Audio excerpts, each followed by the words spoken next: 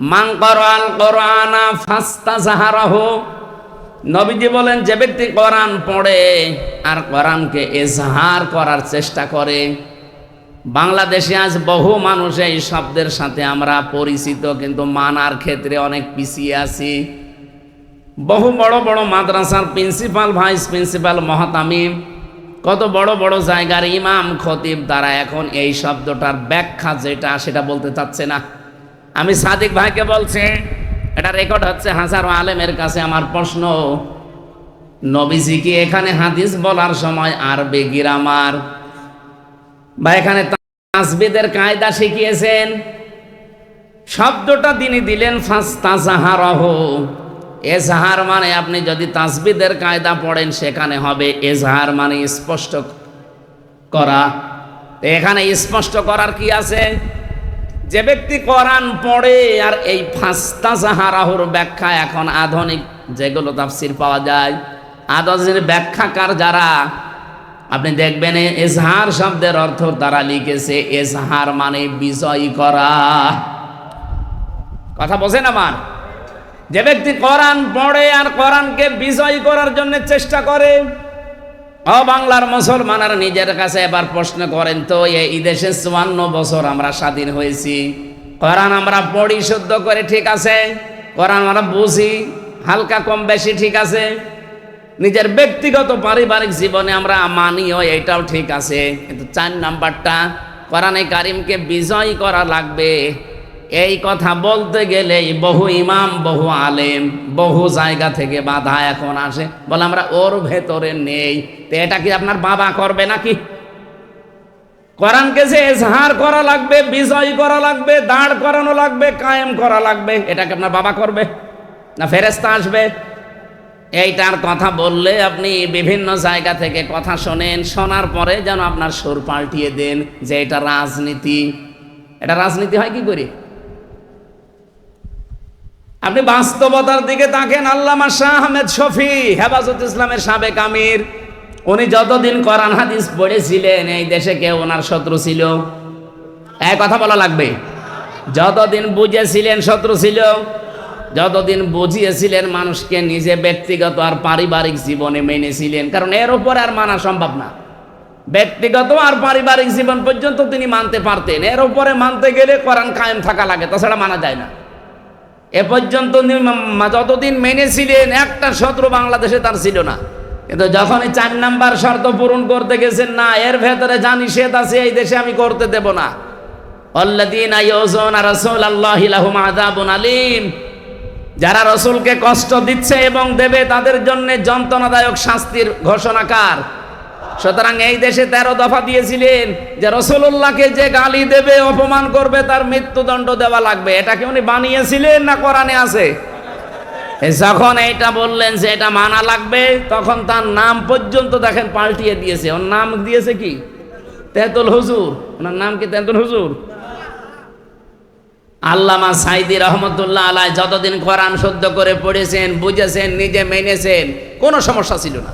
কিন্তু 4 নাম্বারটা যখনই বলেছেন এটা আমি মানাতে চাই, আমি নিজে শুধু মানবো না, আমি মানাতে চাই, তখনই কিন্তু তার বিরুদ্ধে শত্রুতা আরম্ভ হয়েছে, না হয়নি? এমনকি তাকে মেরেও ফেলা হয়েছে।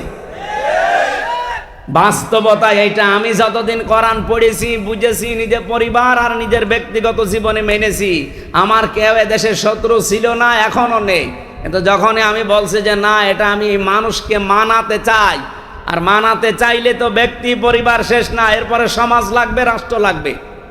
কথা বলেন। আমি তো হাদিস কোরআন এইভাবেই পড়ি, মান ক্বারাআল কুরআনা ফাস্তাযহারাহু, যে ব্যক্তি কোরআন পড়ে আর কোরআনকে এজহার করার, বিজয় করার চেষ্টা চালায়। কেন আল্লাহর নবী বিজয় করার কথা বলার পরে মাঝখানে ফা নিয়ে আসলেন? এতটুকু তো শেষ করে দিতে পারতেন। কোরআন পড়ে আর কোরআনকে বিজয় করে না। হাল্লা হালালাহু ওয়া হারামা হারামাহু, হালালকে হালাল জেনে আঁকড়িয়ে ধরে আর হারামকে হারাম জেনে ছেড়ে দেয়। এই 2টা কথা কেন নিয়ে আসলেন এই এজহারের পরে? আমি ব্যাখ্যায় বেশি টেকায় মুহাদ্দিসিন কিরাম লিখেছেন এইটা, কোরআন যদি এজহার থাকে, বিজয় থাকে, কায়েম হয়ে যায়, ওই সমাজে হালালকে হালাল আর হারামকে হারাম জেনে মেনে নেওয়া সহজ হয়। এই কথা বলছেন? আপনি বলেন তো, এই 54 বছরে বাংলাদেশে কোরআন বিজয় হয়েছে? বলেন বলেন। হ্যাঁ, শুদ্ধ করে পড়া হয়, নিজে মানা হয়, নিজে বোঝা হয়। 4 নাম্বারটা এখনো নেই। এই জন্য আমরা যত বড় আল্লাহর ওলি দাবি করি না কেন, এদেশে হালালকে হালাল জেনে মানা সম্ভব না। আমি জানি এটা হালাল, সম্ভব না। হারাম জানি, ছেড়ে দেওয়াও সম্ভব না। এরকম পরিবেশ দেশে নেই। আমি যে ওসি সাহেবকে পড়াতাম, ওনার কাছে একবার 10 লাখ টাকা ঘুষ এসেছিল, ওই 10 সালে। আমি ওই দিন আয়াত পড়াচ্ছি, ঘুষের আয়াত, যে লা তাকুলু আমওয়ালাকুম বাইনাকুম বিল বাতিল। আমার দিকে তাকিয়ে বলছে, হুজুর নেবেন মানে? আপনারা আমি কোন আয়াত পড়ালাম? আর আল্লাহর ইশারা ওই দিন ঘুষের আয়াতই পড়িছি। আমার দিকে তাকিয়ে বলছে, হুজুর এটা তো আর ঘুষ না, এটা হচ্ছে হাদিয়া। কারণ এই যে এই লোকের 1 কোটি টাকার হিরোইন ধরা পড়েছে। আপনারা জানেন কিনা জানি না, বাংলাদেশে 2টা থানায় সবচাইতে বেশি ক্রাইম হয়, একটা কুষ্টিয়ার মডেল থানায় আর একটা সিলেটের বিশ্বনাথ থানায়। এই 2 থানায় যদি ওসি সাহেব ট্রান্সফার করে আসতে হতো, অন্তত 50 লাখ টাকা আল্লাহর ওলিদের আগে দেওয়া লাগতো। তো ও যদি কিয়ামত পর্যন্ত চাকরি করে, ওই টাকার বেতন তো ও তুলতে পারবে না। এই জন্যে বাধ্য হয়ে বিভিন্ন হাদিয়া তোফা তাদের নেওয়া লাগে। না, আমারে বলছে, হুজুর আমি কি করব? আমি কি করবেন মানে, আপনারা সরকার হাদিয়া দেয় না, আপনার তো নির্ধারিত বেতন আছে। অথচ পরবর্তীতে আমাকে একা একা ডেকে বলছে, ওই সময় দেখলাম নিল না, গরম দিয়ে তাড়িয়ে দিলে। এই বেটা, আমি কোরআন শরীফ পড়ি আর তুমি আমারে ঘুষ দাও। ওই সময় তাড়িয়ে দিল। পরবর্তীতে নিয়েছে কিনা আমি জানি না। তা আমার একদিন ঘরে একা একা ডেকে বলছে, হুজুর আসলে আয়াত তো পড়াচ্ছেন আমারে, ঠিক আছে, কিন্তু বাস্তবতায় আমি মানবো কি করে? আমার বেতন 42,000 টাকা ওই সময় মনে হয়েছিল। আমার স্কেল এখন, আমার বেতন সব মিলে আমি 42,000 টাকা পাই। অথচ আমার ছেলে মেয়ে 2টা ঢাকা বিশ্ববিদ্যালয়ে, আর আমার বউ থাকে ঢাকাতে, সব মিলে তাদের পেছনে আমার 50,000 টাকা খরচ, বাসা ভাড়া আর খাওয়া দাওয়া দিয়ে। বেতন কত? এক মাসে খরচ কত? ওই 8,000 টাকা তো ফেরেশতারা দিয়ে যায়। কোরআন যদি এজহার থাকতো এই দেশে, কোরআন যদি বিজয় থাকতো, এই ওসি সাহেব হালালকে হালাল জেনে মেনে নিতে পারতো, হারামকে হারাম জেনে ছেড়ে দিতে পারতো। সেই ব্যবস্থা করতো রাষ্ট্র। কথা বলছেন? নবীজি এই জন্য কোরআন পড়বে যারা, তারা যেন কোরআনকে বিজয় করার চেষ্টা করে। আর বিজয় করতে হলে যে সমস্ত কাজে আঞ্জাম দেওয়া লাগে, এই কাজের কথা যখন বলি, তখন এই চাঁপাই নবাবগঞ্জের 2জন স্বামী স্ত্রী মুহাদ্দিস, মুফাসসির, মুফতি, এই 2জন ফতোয়াবাজি করে। এটা রাজনীতি, এটা দুনিয়ার কাজ। আমার নামের আগে মুফতি লিখা আছে। আমি সরকারি সার্টিফিকেট প্রাপ্ত মুফতি। সে যাই হোক, সরকার তো সার্টিফিকেট দিয়েছে, ফতোয়া তো আমি দেব। ওদের পেটে বোম মারলে ফতোয়া শব্দটা আরবিতে লিখতে পারবে? এরা যদি ফতোয়া দেয়, তা আমি কি ঘোড়ার ঘাস কাটবো? বাংলাদেশের মানুষ যেহেতু শব্দ প্রথম ছিল, অতল তেলাওয়াত করতে হলে আপনাকে হক আদায় করে 4টা বিষয় মানতেই হবে। যারা মেনে নিয়েছে তাদের জীবন সফল। আর যারা এখনো বিভিন্ন গড়িমসি করে পেছনের টানে মানতে পারেন না, আপনার খবর আছে। আমি কথা বোঝাতে পেরেছি আশা করছি। আল্লাহ বলেন, উলাইকা ইউমিনুনা বি, এরাই আমার কোরআনে বিশ্বাসী, যারা 4টা হক আদায় করে, কোরআন পড়ে, তেলাওয়াত করে। কোরআন শরীফের ভেতরে আমি পড়তে গিয়ে 3টা শব্দ পেয়েছি কোরআন পড়ার ব্যাপারে, কারাআ, রাতালা আর তালাওয়া। আপনি অভিধান নিয়ে আসেন, এই 3টা শব্দের ব্যাখ্যায় পাবেন এই 4টা শর্ত। 4টা বিষয় দিয়ে আল্লাহ নবীকে জানাচ্ছেন, আপনি তেলাওয়াত করে এইভাবে এই কাহিনীটা শোনাবেন, কারণ এই কাহিনীর ভেতর আপনার উম্মতের জন্য একটা বিশাল শিক্ষা আছে। ইদ করবা কুরবানান ফাতুকবিলা মিন আহাদিহিমা ওয়া লাম ইউতাকাব্বাল মিনাল আখার। রব্বুল আলামিন বলেন, যখন তারা একজন কোরবানি দিয়েছে, আকাশ থেকে আগুনের ঝলক এসে ওটা কবুল হয়েছে, অপরেরটা হয়নি। যারটা হয়নি, এই কাবিল নামে এই ছেলেটা নিজেকে তো একটু সংশোধন করবে যে কেন হলো না, কেন আমারটা হচ্ছে না, আমি একটু দেখি। আমারই তো নিজের ছোট ভাই, আমার বয়সে ছোট, শক্তিতেও আমার চাইতে কম, দুনিয়ায় আমার পরে এসেছে, সব দিক থেকে আমার নিচে, অথচ তারটা কবুল হয়ে গেল আল্লাহর দরবারে, আর আমারটা কেন হয় না, পড়ে আছে। অন্তত এগুলো একটু আবিষ্কার করে দেখি না। সে কি বলেছিল? হে হাবিল, তোরটা কেন কবুল হয়েছে আমি তোরেই বাঁচতে দেব না। লাকুতুলান্নাকা লামে তাকিদ নুনে সাকিলা, ও গ্যারান্টি দিয়ে বলছে তোরে আমি আজকেই মেরে ফেলবো। আমার মনে হচ্ছে বাংলাদেশে এখন অনেক কাবিল ফিরে এসেছে। আপনি একটু চিন্তা করতে পারেন না যে আমার চাইতে বয়সে ছোট, শক্তিতে ছোট, সব দিক থেকে ছোট, তারা জনপ্রিয় হয়ে যাচ্ছে আজ মানুষের কাছে। তাদের আচার ব্যবহার, তাদের চরিত্র, তাদের অ্যাক্টিভিটিস, কাজকর্ম, তারা যা যা করে মানুষ আজ তাদেরকে অ্যাকসেপ্ট করে, গ্রহণ করে নেয়, তাদেরকে ভালোবাসে। আর আমি এত পুরাতন মানুষ, আমাদেরকে দেখলেই মানুষ খালি সাদাবাজ বলে। আমি একটু পাল্টাই, একটু ভালো হয় না, তোরেই মেরে ফেলবো। কেন তোরে মানুষ ভালোবাসে বলেন তো? বাংলাদেশে এখন এরকম কাবিল নেই। আপনি কি এই আন্দাজে বলেন নাকি ঠিক আছে? এদের পক্ষে একটা হাদিস পড়ছিলাম, নাকি বলবো না? বলবো।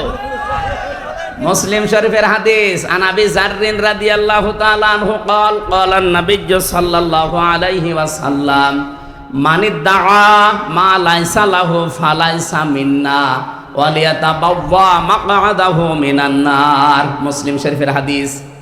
নবীজি বলেন, যে জিনিস তোমার না, ওইটা যদি নিজের দায়িত্বে তুমি নিয়ে নাও, যতদিন ওইটা তোমার নিজের আয়ত্তে থাকবে, ততদিন তুমি আমি নবীর উম্মত আর নেই। বলেন তো, আগস্টের 5 তারিখের পর থেকে বাংলাদেশে বহু মানুষ এমন অন্যের জিনিস নিজের দখলে নিয়ে, বাবা শাহজালাল সব হালাল। আরে ভাই, কুমিল্লায় নাই, নেই, অন্য জেলায় তো আছে। যাদেরটা নিয়েছেন ফেরত দেওয়া লাগবে, নাই তো আপনি নবীর উম্মত আর নেই। ফালাইসা মিন্না, ফা শব্দটা 19টা অর্থে আসে। উপরে বর্ণিত যেটা বললেন, মানে দামা লাইসা লাহু, ওটা যদি আপনার ভেতরে থাকে, ফালাইসা মিন্না, আপনি নবীর উম্মত আর নেই। যে জিনিস আপনার না, আপনি যদি ওটা নিজে দায়িত্বে নিয়ে নেন, বলেন এরকম চরিত্র কার আছে? যার আছে তাকে বলছি এটা ফেরত দেন। অনেক মানুষ এই কথা শোনার পরে বলে যে ইসলামী ব্যাংক তো দখল করে নিয়েছে। কে বলেছে আপনাকে? ইসলামী ব্যাংক দখল হয়নি, যারটা সে ফেরত পেয়েছে। ইসলামী ব্যাংক আপনার বাবার, তাদের মাথার ঘাম পায়ে ফেলে বানানো ব্যাংক, তাদের জিনিস তারা হাতছাড়া করে ফেলেছিল, দখল হয়ে গিয়েছিল, ওটা আবার তারা ফেরত পেয়েছে। আপনি উল্টা পাল্টা ফতোয়া দেন যে না, ওইটা হাইজ্যাক হয়ে গেছে, চিন্তায় হয়ে গেছে। চিন্তায় হলো কি করি? আমার জিনিস আমি ফেরত পেলাম, চিন্তায় হয় কি করি? আপনি কি রাগ করলে? আর 2 নাম্বারটা একটু কঠিন বেশি, এটা আমার বলার দরকার নেই।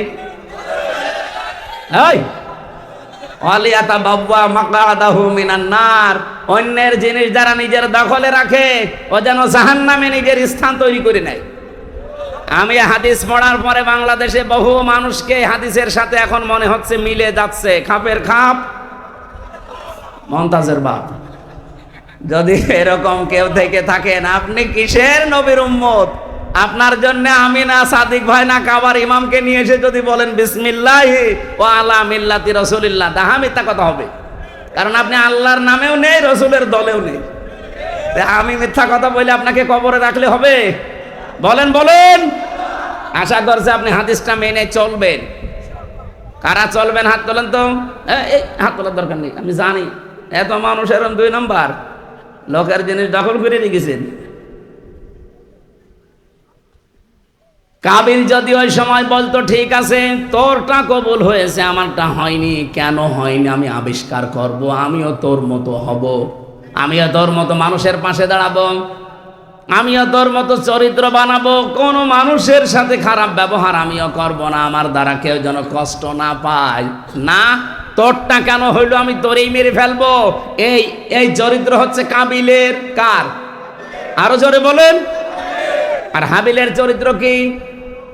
না না, হাবিল বলেছিল ক্বালা ইন্নামা ইয়াতাকাব্বালুল্লাহু মিনাল মুত্তাকিন।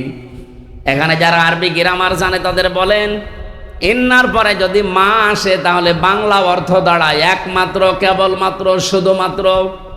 হাবিল গ্যারান্টি দিয়েছিল, ভাই আপনারটা হয়নি, এটা আমার দোষ না। ইন্নামা অবশ্যই এটা কব্বালু, কব্বালা দিতে পারতেন, এটা কব্বালু দিলেন কেন? এটা মজারে বর্তমান, ভবিষ্যৎ, প্রেজেন্ট, ফিউচার। হাবিল ওই দিন তামাম দুনিয়ার মানুষকে জানাতে চেয়েছেন, পৃথিবীর মানুষেরা আল্লাহ শুধুমাত্র মুত্তাকিদের জিনিসপত্র কবুল করে থাকে, তাছাড়া অন্য কারো জিনিস আল্লাহর দরবারে কবুল হয়। বলেন বলেন। আমরা এখন হাবিলের একেবারে ওই চরিত্রে আছি বাংলাদেশে। আজ কত মানুষ আন্দাজে আমাদের উপরে দোষ চাপিয়ে দেয়। এই 54 বছরে যে মানুষগুলো মিথ্যা দোষ আমাদের উপরে চাপিয়েছে, জাতি কিন্তু আজকে সব স্পষ্ট হয়ে গেছে।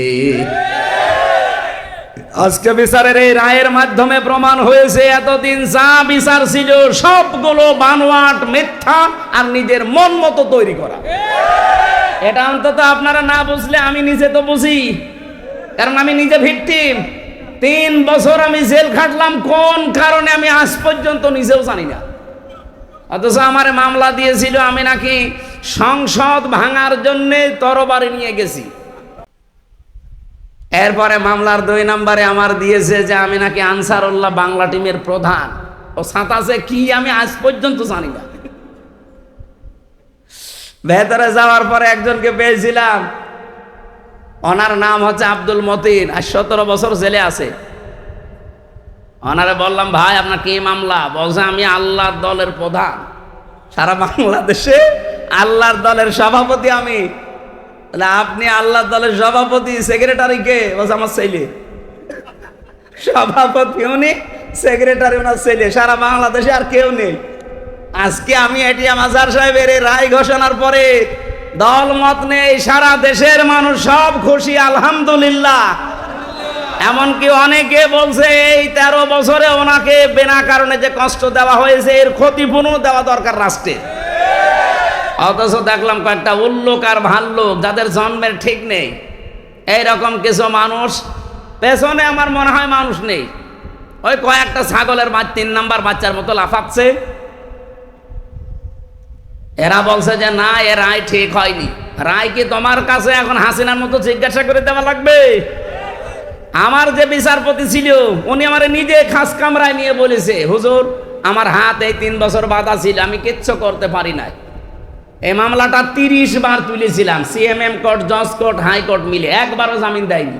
দিলেই বলে না হবে না। এই লাল দাগ মারা আমার আর মামুনুল হকের। কিন্তু এই মামলাটা আগস্টের 5 তারিখের পরে শুধু তুলতে দেরি, শুধু মামলা জামিন না, একেবারে এরকম বেকসুর খালাস দিয়ে দিয়েছে। আমি বললাম যে 3 বছর জামিন হয় না সে মামলার, আর আপনি খালাস দিয়ে দিলেন।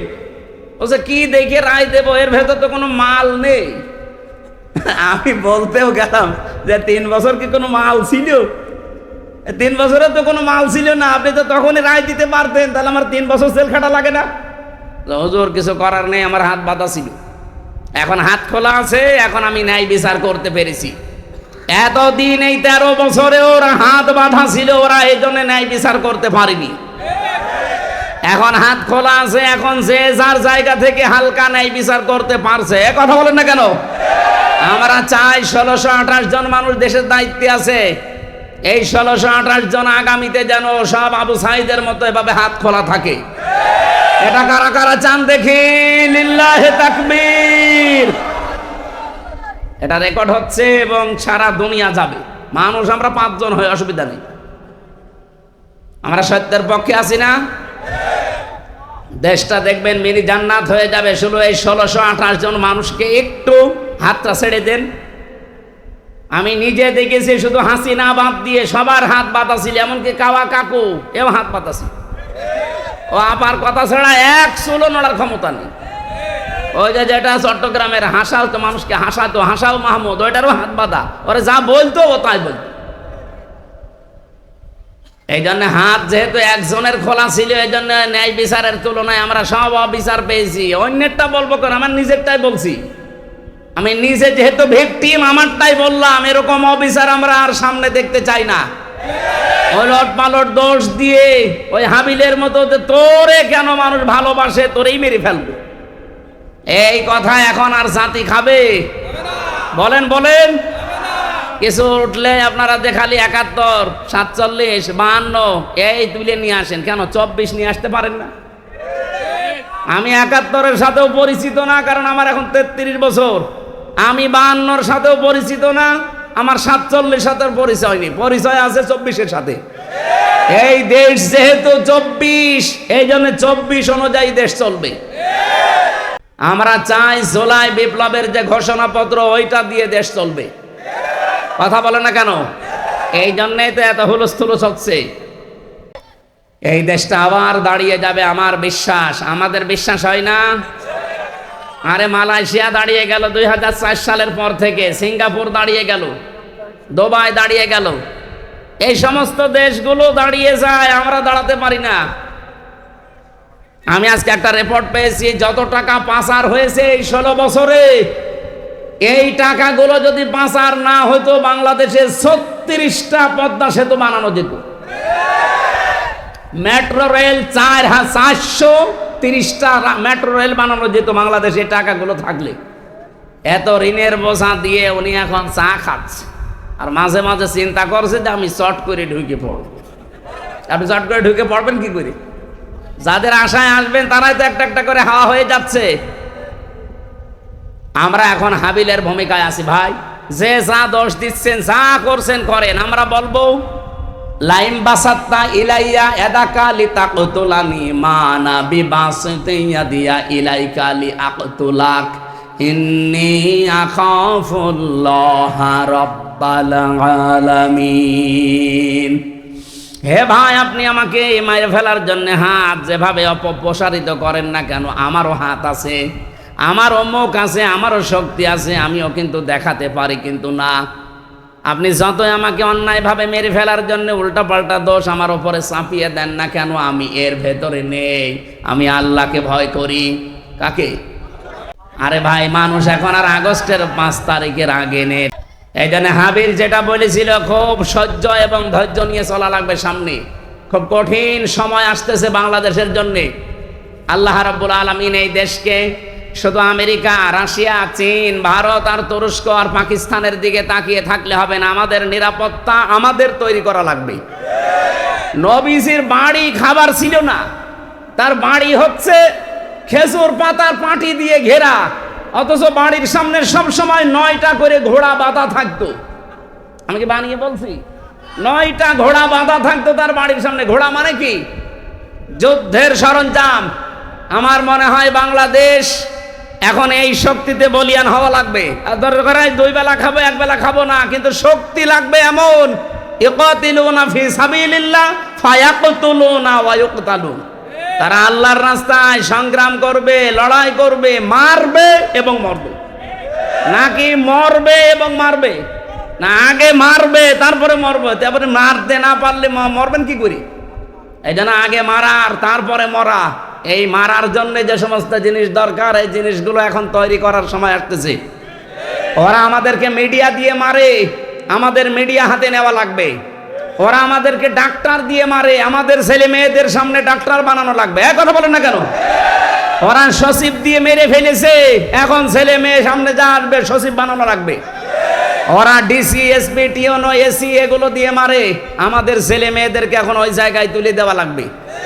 এতদিন নাই কোটা কোটা ছিল, মেধা ছিল না, এখন মেধা এসে গেছে। আমার বিশ্বাস বাংলাদেশে যারা আসল মেধাবী দেশপ্রেমিক, এই 1628টা জায়গায় শুধু বসলেই এ দেশটা আবার মিনি জান্নাত হয়ে যাবে ইনশাআল্লাহ। আল্লাহ রাব্বুল আলামিন, আমি ওই আয়াতটাই পড়েছিলাম আপনাদের সামনে, ফিহি আয়াতুম বায়্যিনাতুম মাকামু ইব্রাহিম। এর ভেতরে বহু নিদর্শন আছে। কে কে নিদর্শন আছে? তার ভেতরে অন্যতম আল্লাহ বলেন মাকাম ইব্রাহিম, যেটা লিফটের কাজ করত। উনি হয়তো টাচ দিচ্ছিলেন কাবা শরীফ নিয়ে। কাবা বানিয়েছে আমাদের জাতির পিতা ইব্রাহিম এবং তার সন্তান। তারা যে পাথরের ওপরে উঠতেন, লিফটের মতো উপরে চলে যেতেন, কাজ হয়ে গেলে আবার নেমে পড়তেন। পার্থক্য, আমাদের লিফটে শুধু বোতাম টিপ দেওয়া লাগে 1 2 3 4, আর ওনার লিফটে শুধু মুখে বলা লাগতো আমি অমুক জায়গায় যাব, উঠে পড়ত। বলেন সুবহানাল্লাহ। আল্লাহ বলেন এটা আমার একটা নিদর্শন। অমান দাখলাহু কানা আমিনা, কেউ যদি কাবায় প্রবেশ করে আল্লাহ বলেন তাকে নিরাপত্তা দেওয়া হয়। কে বলছেন? আরো জোরে বলেন। বলেন তো বাংলাদেশ কি কাবা শরীফ? বলেন বলেন। যারা এখানে কাবায় গেছে আমি তাদেরকে বলছি, কাবার বাইরে মারামারি কাটাকাটি চিন্তায় রাহাজানি আছে, আমি নিজেও পড়েছিলাম। কিন্তু কাবার এরিয়ার ভেতরে প্রবেশ করলে কোনো মারামারি কাটাকাটি চিন্তায় আছে ভাই? কেন নেই? কারণ এই জায়গাটা নিরাপত্তা দিচ্ছে কে? কেন? কারণ এই জায়গার ভেতরে কোনো শিরিক পাবেন না। কোরআনে কারীম গ্যারান্টি দিয়েছে, এটা সূরা আনআম 7 নাম্বার পারা 17 নাম্বার পৃষ্ঠার 1 নাম্বার লাইনের 82 নাম্বার আয়াতের প্রথম অংশে পাবেন, আল্লাযীনা আমানু ওয়া লাম ইয়ালবিসু ঈমানাহুম বিযুলমিন উলাইকা লাহুমুল আমন। রব্বুল আলামিন বলেন যারা ঈমান আনে আর ঈমানের সাথে যারা জুলুম মিশ্রণ করে না, এখানে জুলুম মানে শিরিক, তাদের ঈমানের সাথে যারা শিরিক আর জুলুম মিশ্রণ করে না, উলাইকা লাহুমুল আমন, আল্লাহ যেন এইভাবে দেখাচ্ছে যে এরাই নিরাপত্তার হকদার। সুতরাং কাবা শরীফে যেহেতু শিরিক নেই, আল্লাহ পুরাটা নিরাপত্তার চাদর দিয়ে ঢেকে রেখেছেন। বাংলাদেশের 56,000 বর্গ মাইল আমরা যদি শিরিক মুক্ত করতে পারি, জুলুম মুক্ত করতে পারি, এই এরিয়াটা আমার আল্লাহ নিরাপত্তা দিয়ে ঢেকে রাখবেন। আমার কথা আসলে এইটাই, অমাং দাখলাহু কানা আমিনা, এখানে প্রবেশ করলেই নিরাপত্তা পেয়ে যায়। বাংলাদেশ তো আর কাবা শরীফ না, এখানে নিরাপত্তা দেওয়ার জন্য শুধু রাশিয়া, আমেরিকা, ভারত এদের সাপোর্ট পেলে হবে? বলেন বলেন। উলাইকা লাহুমুল আমন, এরাই নিরাপত্তার হকদার। সুতরাং আল্লাহর পক্ষ থেকে নিরাপত্তা যদি এই দেশ পেতে চায়, বদ্বীপ বলছিল না যে চারিদিকে সব ওরা, একদিকে সাগর, যাবেন কোথায়? নিরাপত্তা পাওয়া লাগবে কার কাছ থেকে? সুতরাং এই দেশে নিরাপত্তা দেওয়ার জন্যে শিরিক আর জুলুম মুক্ত দেশ গঠন করার কোনো বিকল্প নেই। আর এটার জন্য কোরআনের শাসন লাগবে। এটা যদি কারোর কাছে রাজনীতি মনে হয়, হ্যাঁ এইটাই আমাদের রাজনীতি। এটা যদি মনে হয় যে এটা দুনিয়ার কাজ, হ্যাঁ এইটাই দুনিয়ার কাজ। কেউ যদি বলে এটা ধর্ম ব্যবসা, হ্যাঁ এটাই আমার ধর্ম ব্যবসা। আমি চাই এই দেশকে আল্লাহর নিরাপত্তার চাদরে বেষ্টন করতে। চান না আপনারা? বলুন। এই জন্য শিরিক মুক্ত করা লাগবে। শিরিকে বাংলাদেশে নেই? বলেন বলেন। আমি শিরিক বিল জাত, শিরিক বিল সিফাত, শিরিক বিল ইখতিয়ারা, শিরিক বিল হুকুক 120 প্রকার পড়েছি তাফসিরে, আর বাংলাদেশে প্রত্যেকটা চলছে। এখানে সে নিরাপত্তা আল্লাহ দেবে কি করে? 1 নম্বরে শিরিকের এক বাক্যে জবাব দেয়, আল্লাহ যেটা পারে ওইটা অন্য কেউ পারে, এই বিশ্বাস করার নাম শিরিক। এই কথা বলেন না কেন? এটা এই দেশে নেই। সন্তান দিতে পারে কে? অন্য কেউ পারে। অনেক নামাজি মানুষ পর্যন্ত এই শিরিক করছে আমার কাছে এসে। সেদিন বগুড়ায় একজন এসে বলছে, হুজুর আপেল পড়ে দেন। কেন? এমন আপেল পড়বেন যেন ছেলে হয়। ছেলে হবে মানে সে আপেল ফেলে দিস, আপেল কই? আপেল নেই। কেন? আরে ভাই আপেল পড়ে যদি ছেলে হয় তা আমার 3টা মেয়ে হইতো না। আমি আপেল শুধু ম্যাডামে খাওয়াতাম। কি বিশ্বাস! একজন নামাজি মানুষ যদি এই বিশ্বাস করে, তাহলে সাধারণ মানুষের কোন জায়গা আছে বলে? ওরা করে দুর্গা পূজা, আর আমরা মুসলমানেরা করছি দরগা পূজা, পীর পূজা। জিনিস একই, খালি সিস্টেমটা একটু আলাদা। এই জন্য শিরিক মুক্ত হওয়া লাগবে জাতিকে। আর এগুলোর জন্য অনেকে টেন্ডার নিয়েছে। কত মানুষ যে কত কায়দায় জাতির ভেতরে শিরিক প্রবেশ করাচ্ছে।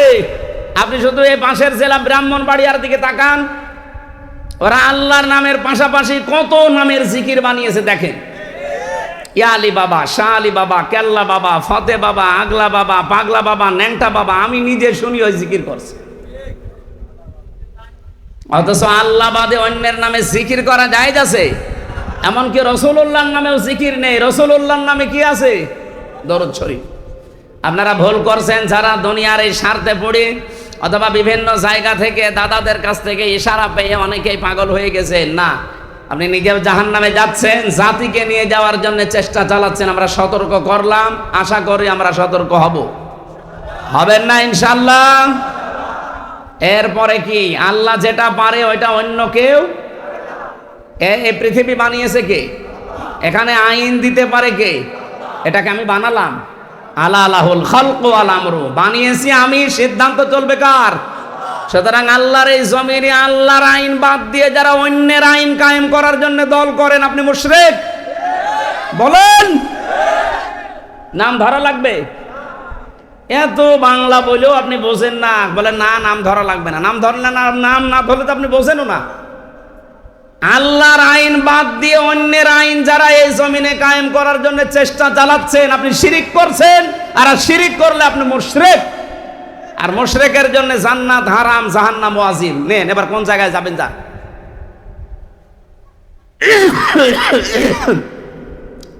আলিল্লাহি আলান নাসি হজ্জুল বাইতি মান ইসতাতা ইলাইহি সাবিলা, যাদের সামর্থ্য আছে তারা যেহেতু অলরেডি হজে যাচ্ছে। এই কোরবানির আসল শিক্ষা যেটা, শুধু পশুর গলায় ছুরি দেওয়া না, আমার নিজের ভেতরে যে সমস্ত পশুত্ব আছে, হিংসা, অহংকার, এই যে পশুর যে আচরণ, এইগুলো জবাই করা লাগবে এই কোরবানি দেওয়ার সময়। পারা যাবে না ইনশাআল্লাহ?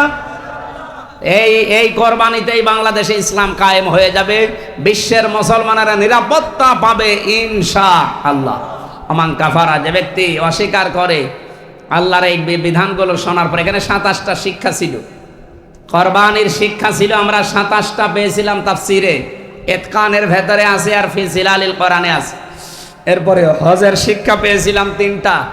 আল্লাহ রাব্বুল আলামিন বলেন, ওয়াতলু আলাইহিম নাবা আবনাই আদামা বিল হক। হে নবী, আপনি আপনার উম্মতদেরকে আদম নবীর 2 সন্তানের কাহিনী এটা যথাযথভাবে তেলাওয়াত করে শোনাবেন, এই সত্য কাহিনীটা। বলেন তো, একেবারে পৃথিবীর প্রথম দিকের এই কাহিনীটা, আর আমরা এই যে কিয়ামতের আগে আছি, এতদিন পরে এই কাহিনী আমাদেরকে শোনাতে বললেন, অবশ্যই এর ভেতরে কোনো কারণ নেই। বলেন কত সূক্ষ্মভাবে শব্দগুলো আল্লাহ বাছাই করলেন। প্রথমেই দিলেন ওয়াতলু, তেলাওয়াত করে শোনা। তেলাওয়াত আর এমনি পড়া এক জিনিস না। কেউ যদি কোনো কিছু তেলাওয়াত করতে চায়, কমপক্ষে 4টা বিষয় তাকে মানা লাগবে। আমরা এই যে কোরআন শরীফ পড়ি না কোরআন শরীফ তেলাওয়াত করি? বলেন কোরআনে কারীম যদি কেউ তেলাওয়াত করে, 4টা বিষয় মাস্ট বি, তাকে মানা লাগবে। 1 নম্বরে তাকে শুদ্ধ করে পড়া লাগবে। ওয়ারাতিলিল কোরআনা তারতিলা, কোরআন যেমনে সেমনে পড়লে হয় না, তারতিলের সাথে পড়া লাগে। এমনকি কোরআন শরীফ যদি কেউ তারতিল বাদ দিয়ে পড়ে, কোরআন নিচে তার উপরে লানত করে। বলেন নাউজুবিল্লাহ।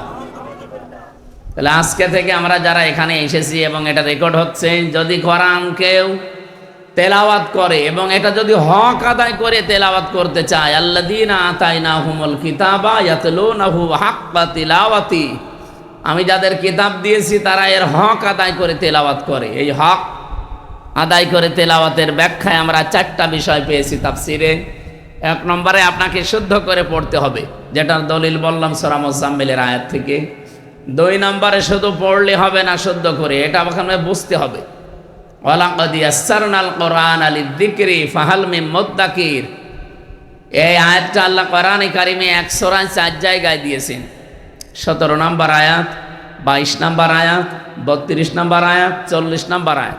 এক আয়াত 4 বার দেওয়ার আগে 4 জন বড় বড় নবীর কাহিনী আল্লাহ আমাদেরকে আগে শুনিয়েছে। আপনি সূরা কলমের এই পুরাটা তাফসীর পড়ে দেখবেন, গুরুত্বপূর্ণ 4 জন নবীর ধ্বংসের কাহিনী আল্লাহ আগে বর্ণনা করেছেন। এরপরে বলেন ওয়ালাকাদ ইয়াসসারনাল কোরআনা লিযিকরি ফাহাল মিন মুদ্দাকির।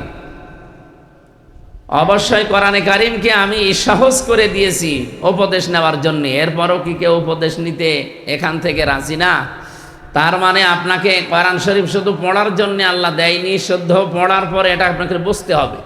এর ভেতরে যত ঘটনা প্রবাহ আছে, তথ্য অপাত্য আছে, এগুলো নিজের জীবনে এরকম সময় যদি আসে, ওভারকাম করার জন্য নবীজির যে নির্দেশ ছিল এই আয়াতের, ওই আয়াতগুলো আপনাকে জীবনে মানা লাগবে। 3 নম্বরে, শুধু নিজে পড়লে হবে না, শুধু বুঝলেই হচ্ছে না, যতটুকু মানুষ বুঝবে অতটুকু যেন নিজের জীবনে বাস্তবায়ন করে, কায়েম করে।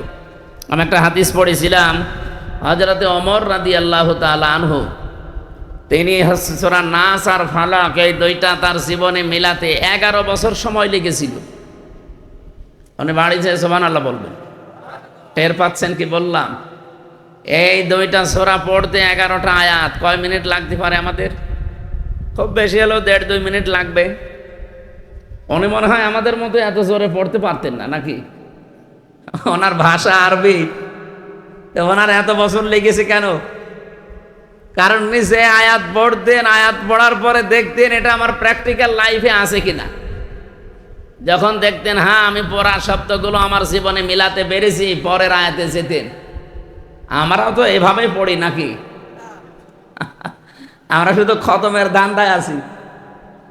অনেকেই প্রতি মাসে মাসে 4-5টা করে খতম। আমি জেলখানায় থাকতে খালি এই অভ্যাস তো ছিল, কারণ আমাদের তো অন্য কিছু দিত না। কোরআন শরীফ একটা ছিল, আমরা বিস্তারিত এখন আর বলতে চাচ্ছি না। আমার এমনিতে শরীরও ভালো না, আর জার্নি আজকে এত বেশি হয়ে গেছে। এটা শুধু সাদিক ভাইয়ের কথা মতো আমি এত দূর, আজকে একটা মাহফিলের জন্য আমি এত দূর আসতাম না। সেই কুষ্টিয়া কোথায় কোথায়, কুমিল্লা, এখন আবার যাওয়া লাগবে সেই শ্বশুরের কাছে কুষ্টিয়া, ওখানে নিয়ে ওনারে আবার বিমানবন্দরে তুলে দেওয়া লাগবে। কালকে আবার অনুষ্ঠান আছে সাতক্ষীরা, আশা করছি না কালকে বাগেরহাট শরণখোলা থানা। অনেক জার্নি তো, 1 আর 2 নম্বর শরীরের অবস্থা এখনও স্বাভাবিক যেহেতু হয়নি, আমি আর টানতে চাচ্ছি না, শেষ করে দিলাম। আমার লিখিত জেলখানায় কয়েকটা বই ছিল, তার ভেতরে দাম্পত্য জীবন নিয়ে একটা বই আছে এই গাড়িতে, আর সৃষ্টি নিয়ে একটা বই আছে। যারা শিক্ষিত মানুষের বইটা কাজে লাগবে, আপনার অনেক তথ্য দেওয়া আছে, মেয়েদের একটা পুরুষের একটা, এটা নিয়ে গেলে কাজে লাগবে। আল্লাহুম্মা আমিন। লা ইলাহা ইল্লা আনতা সুবহানাকা ইন্নী কুনতু মিনাজ জালিমিন। আল্লাহুম্মা গফিরলি ওয়ারহামনি ওয়াহদিনি ওয়াফিনি ওয়ারযুকনি ইয়া রাব্বাল আলামিন। আল্লাহ, যেভাবে আরম্ভ করেছিলাম চাতক পাখির মতো তোমার বান্দারা শুনছিল। আমার মনে হচ্ছে সারা রাত আমি এখান থেকে কথা বললে কেউ বাড়ি যেত না।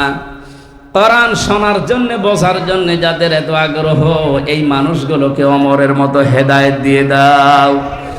এ মাহফিল বাস্তবায়নের জন্যে যে মানুষগুলো চেষ্টা চালিয়েছে, আমার আব্দুল্লাহ আল মামুন ভাই এলাকার যুবককে সাথে নিয়ে যে সমস্ত যুবকেরা আঞ্জাম দিয়েছে এই মাহফিলের জন্য, তাদেরকে তুমি হযরতে আলীর মতো বানিয়ে দাও।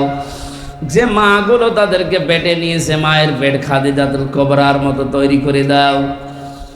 সম্মানিত সভাপতি, প্রধান অতিথি, বিশেষ অতিথি, বিশেষ করে আমার শ্রদ্ধাভাজন বড় ভাই মাওলানা সাদিকুর রহমান আজহারি, আল্লাহ যত আলেম এখানে বসে আছে, আলেমদেরকে আলেম হিসাবে কবুল করে নাও।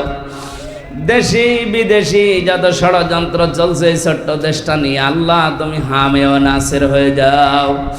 আল্লাহুম্মা ইন্না নাজআলুকা ফি নুহুরিহিম ওয়া নাউযু বিকা মিন শুরুরিহিম। আল্লাহুম্মা গফিরলি ওয়ারহামনি ওয়াহদিনি ওয়াফিনি ওয়ারযুকনি ইয়া রাব্বাল আলামিন। এলাকার মেয়েদেরকে তুমি মেহেরবানি করে ফাতেমাতুজ জাহরার উত্তরসূরি বানিয়ে দাও। এই যে পেছনে মসজিদ, এখানে যারা সেজদা দেয় এদের সেজদা মঞ্জুর করো। যে প্রতিষ্ঠানের উদ্যোগে আজকের এই আলোচনা, আল্লাহ প্রতিষ্ঠানকে মানবতার সেবায় কিয়ামত পর্যন্ত কবুল করে নাও। আমার ওয়াহেদ ভাই আসে আমার সাথে, তার বাবা মাকে মাফ করে দাও, তার পরিবারকে কবুল করো রব্বুল আলামিন। 3টা বছর জালেমের জিন্দানখানায় আমি নিজে অসুস্থ হয়ে গেছি। তোমার কাছে মুসাফির অবস্থায় দোয়া করছি, আমার শরীরটা তুমি আগের মতো আবার বানিয়ে দাও। এই দেশটাকে তুমি আগামীতে কোরআনের হাতে একবার তুলে দাও। মানুষ এই 54 বছরের জন্য আফসোস করবে যে আরো আগে কেন কোরআনের শাসন পেলাম না। লা হাওলা ওয়ালা কুওয়াতা ইল্লা বিল্লাহিল আলিয়্যিল আযীম।